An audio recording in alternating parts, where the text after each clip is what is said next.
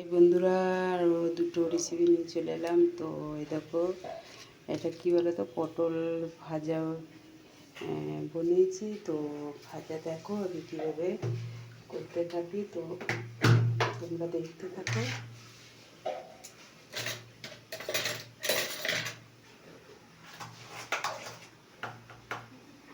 এর ভিতরে সামান্য পরিমাণ নুন দিলাম আর একটু হলুদ দিলাম। দেখতে পাচ্ছি বন্ধুরা, এবারে আমি একটু মেখে নিলাম। দেখ, আমি মেখে নিচ্ছি। তো এটাকে আমি ভাজা রেসিপি বানাবো, তো তোমরা দেখতে থাকো। তো কেমন ভাজা, এবার আমার তেল দিয়ে দিয়েছি, তেল গরম হয়ে গেছে। তো পটলা একটা করে দিয়ে দিচ্ছি।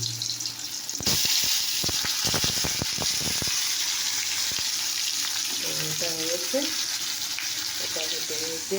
তো দেখো, আর একটা রেসিপি, পেঁপে, শুধু পেঁপের একটা রেসিপি বানাবো। তো পেঁপের এটা একটা ডালনার মতো হবে, তো তোমরা দেখতে থাকো। তো দেখো, কড়াই দিয়ে দিয়েছি, তেজপাতা দিলাম, দেখো ফাঁক করে দিলাম।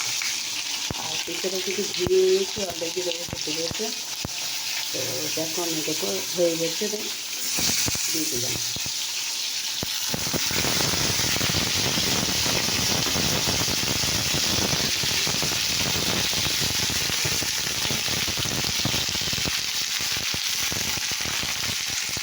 এটাও হচ্ছে, এটাও হচ্ছে।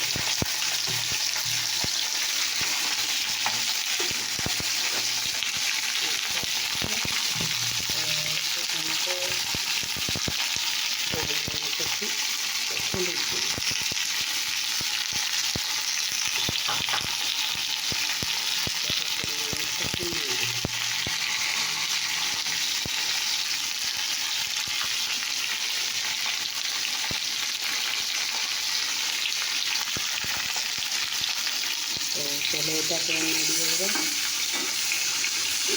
অনেকটা হয়ে গেছে, দেখতে পাচ্ছি হয়ে গেছে। ব্যাপারটাকে আমাকে এই কারণে কেন রান্না করতে বলে করুন যে আমি তো কাজে যাই,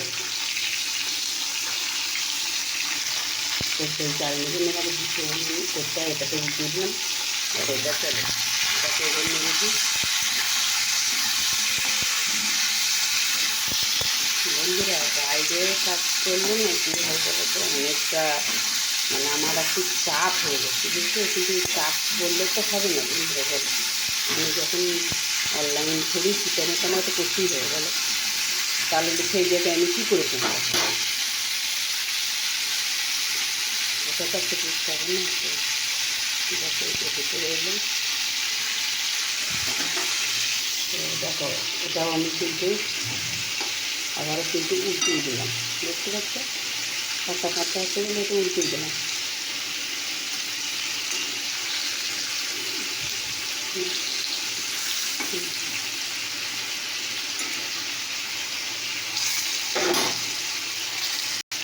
এটা বন্ধুরা,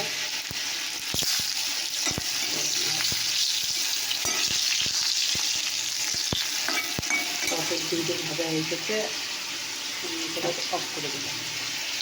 তো পটলটাকে ফুটিয়ে, তো দেখো বন্ধুরা, পটলটাকে তুলে নিচ্ছি বাটিতে হবে।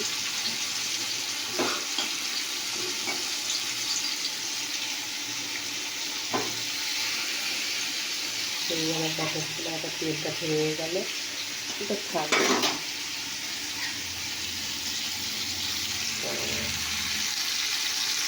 তো দেখো, এটা হয়ে গেছে, নাড়া হয়ে গেছে, দেখতে পাবে। তো জিরে গুঁড়ো দিলাম,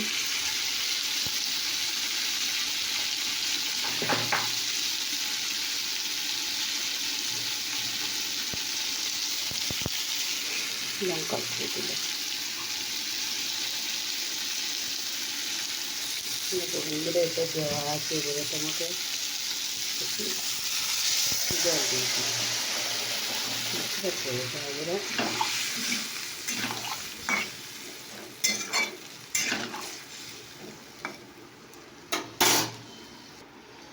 তো দেখো বন্ধুরা, আমার রেসিপি হয়ে গেছে। তো তোমাদের কেমন লাগলো অবশ্যই কমেন্ট করে জানাবে।